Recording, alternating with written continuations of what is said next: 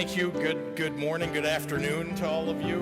Thank you to Kevin for those very kind words and also for your bold leadership of the Chamber.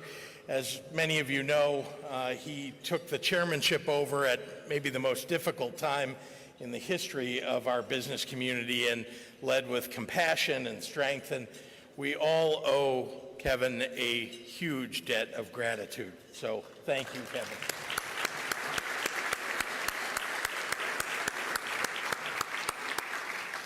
Congratulations and good luck to Dan Lynch on being named the next board chair. United, of course, is lucky to have you, and so is the Chamber. And I want to just say a quick thank you to Jack Lavin, who has been an amazing leader on your behalf, continuing to provide excellent service to all the members of the Chamber and who has great relationships across both sides of the aisle in Springfield and works on your behalf every single day. So thank you very much, Jack.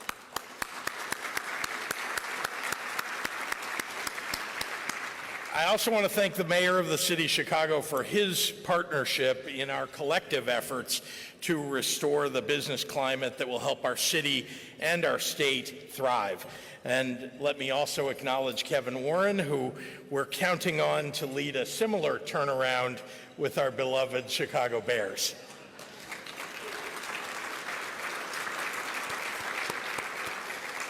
So, look, it's great to be here with all of you.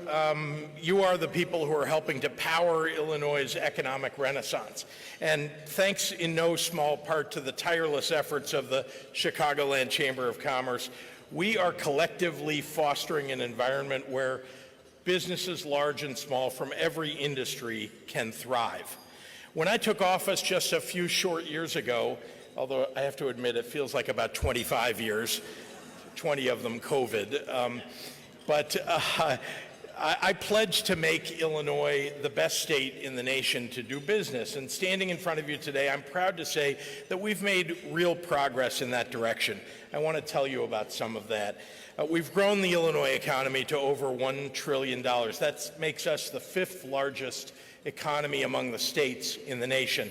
And if we were an independent country, we would be the 18th largest economy in the world and a member of the G20. So think about that.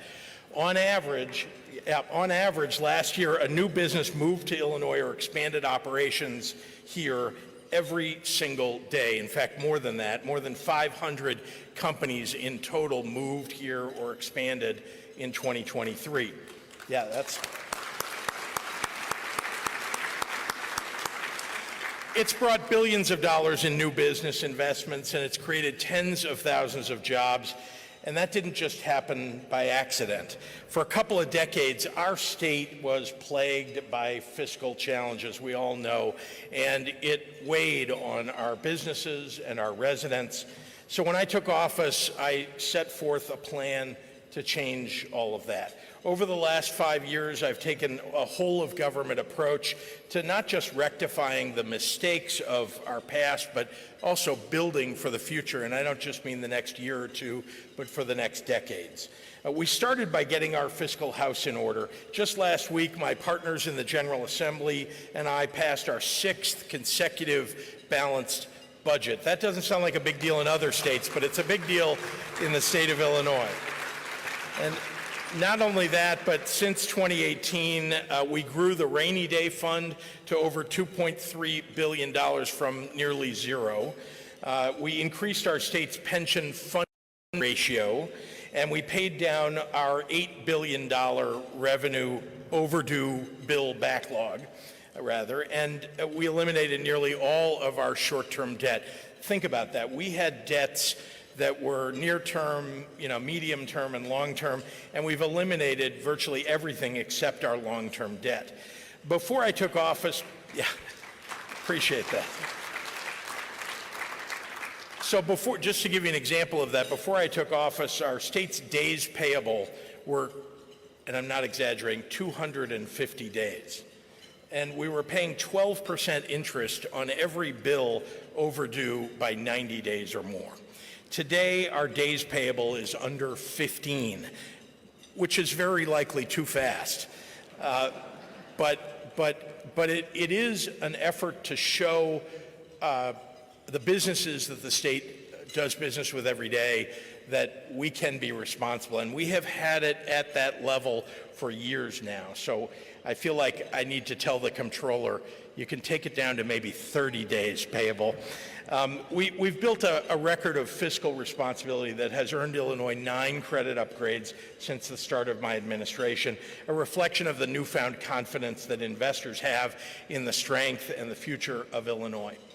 I digress just for a moment to tell you that in the first couple of weeks of taking office in 2019, I got on a plane, went to New York City, and I met with not just the credit rating agencies, but also the bond investors. And I honestly had to say to them, look, I know you haven't trusted the state of Illinois in the past few years to get it right, but I'm going to work at this every day, and we have a plan. And when I come back to you, we're going to be able to prove to you that we know how to govern ourselves. That, by the way, was their big concern, that in Illinois, we didn't know how to govern ourselves. And so that's a hard thing to overcome. That's a reputational problem that you have to work on for years. But I'm happy to say, as you can see from the credit upgrades, we're getting recognized. And by the way, the interest rate that we pay on our debt is much lower than it has been in quite a long time. So I'm very happy about that. And we did all that while making long overdue investments in our infrastructure, in our physical and our human infrastructure. We invested billions of dollars in our roads, in our bridges, our rail, airports, and more. And now we're ranked as the second best state in the nation for infrastructure by CNBC. We've invested in education from preschool to high school and upgraded our workforce development in high schools and community college, so much so that we've earned new rankings as the #1 state in workforce development in the Midwest.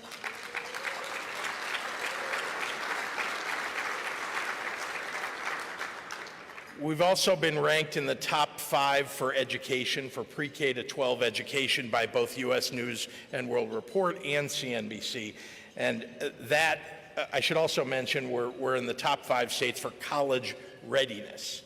And because we have such great universities and colleges in the state of Illinois, we're now seeing enrollment increase after 20 years of decreases of enrollment in our state universities. We've pursued common sense pro-growth policies that make it a no-brainer for businesses to relocate and to expand here in Illinois. We increased deductibility of net operating losses. We cut the franchise tax. We created new tax incentives for business expansions. We cut the red tape on permitting. We organized property tax abatement for new companies and existing ones looking to expand. And we rolled out the red carpet for businesses looking to create jobs in our state. The number of businesses and jobs in Illinois is on the rise, and there's more to do, and we are doing it. We've put a special focus on industries of the future, pursuing a path to long-term sustainable growth. We developed new incentives for quantum computing, for electric vehicles manufacturing, sustainable aviation fuel, chip manufacturers, data centers, and life sciences wet lab development. And we launched the state's first ever closing fund to get us over the finish line on major economic development projects for our state. Now, I want real, robust growth for existing and new businesses that persists for generations. I want entire communities and our overall economy to be revitalized from the investments that we make today. And I want sustainable growth and a great business environment for your companies and for those from elsewhere looking for a new home. And we're seeing some big successes. Chicago remains the top metro for corporate investment as ranked by Site Selection magazine. And since, also a good thing. Since 2019, Illinois has risen 13 spots in CNBC's Best States for Business. We have more to go, but honestly, we're in the top half of states. We're in fact almost in the top third of states, and I hope we'll get into the top 10 soon. And just last year, we attracted two of the largest manufacturing wins, Goshen and Stellantis, in more than 2 decades for the state of Illinois, which will add more than 4,000 manufacturing jobs. The nation's largest community solar provider, Nexamp, announced Chicago as its second headquarters. Another leader in clean energy, Invenergy, a Chicago company, announced last fall the expansion of their Chicago flagship office and a new research facility. In March, battery maker Nanograph announced the opening of a new Chicago facility for advanced manufacturing and research. And just a few weeks ago, some of you may have read in the newspaper, Google celebrated the progress of their renovations at their upcoming Loop office location on LaSalle Street, formerly the James R. Thompson Center, soon to be the Google headquarters. I want to finish today by reassuring,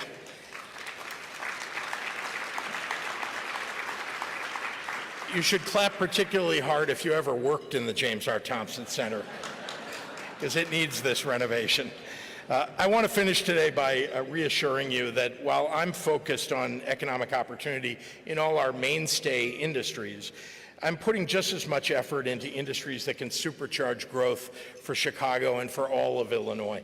You may have heard me talk about quantum computing from time to time, and I won't bore you with a layman's explanation of quantum superposition or qubits or quantum entanglement.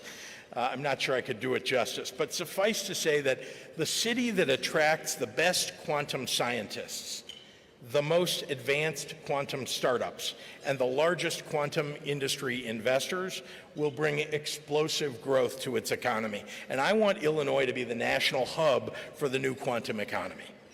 Early on in my tenure, I insisted on the state making a $200 million investment into quantum and AI development. And I mention that as a point of pride because shortly after I did that, I was at the National Governors Association gathering in Washington, and the folks representing California, not the governor, but the folks that were with him, all came up to me and said, "How did you get that done? We want to do that in California, but you did it in Illinois. We need it, give us the roadmap for getting that done." I thought, if California is asking us for the roadmap on how to get quantum computing invested in by the state, we must be doing something right. We were the first and largest state to make such a commitment. Businesses like Microsoft, IBM, Boeing, JP Morgan, and more see the value in this and have become part of our quantum ecosystem. And we're now planning the creation of a quantum campus here for startups, for established quantum players, and for federal and private research institutions. Between the quantum research that's going on at UChicago, at UIUC, at Northwestern, at Fermilab, at Argonne, and partner institutions throughout the Midwest, we have unparalleled research infrastructure for this. Collectively, we have a real shot at becoming a national and global hub for the quantum industry. Between our advancements in quantum, in EVs, in agritech, in clean energy and life sciences, and our work to incentivize growth in our existing industries, my hope is that decades down the line, our children look back on decades of prosperity and recognize the common sense decisions that we all made to invest in ourselves and in our future. And the way we make that possible is, of course, by working together. So I want to thank the Chamber for helping us all work together, and to all of you for being here today and for being willing partners in the economic revitalization of Illinois. I can't wait to see where we go next. Thank you all very much.